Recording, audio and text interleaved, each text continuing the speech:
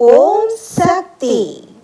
கூட்டமாக சேர்ந்து கொண்டு சொன்னால், 200 பேர் சேர்ந்து கொண்டு சொன்னால் கெட்டதையும் நல்லதாக ஏற்றுக்கொள்கிறார்கள். நல்லது ஒன்றை 2 பேர் எடுத்துச் சொன்னால் அதை எவரும் கேட்பதில்லை. கூட்டமாக சேர்ந்து கொண்டு சொல்கிற கெட்டது எடுபடுகிறது.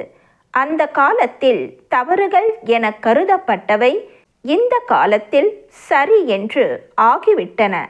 அந்த காலத்தில் மக்களுக்கு நல்லது கெட்டது தெரிந்தது. இந்த கால மக்களுக்கு நல்லது கெட்டது தெரியவில்லை. ஆன்மீகத்தை பரப்பாததே இதற்கு காரணம்.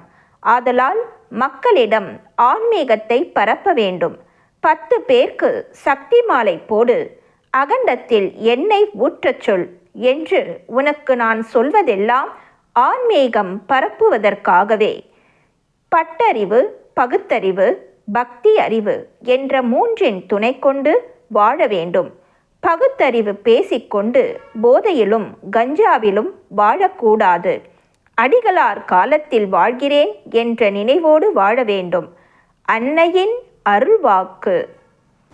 என்னுடைய அருள்வாக்கு என்ற பாத்திரத்தை பயன்படுத்தி எதிர்கால வாழ்வினை அமைத்து கொள்ள வேண்டும்.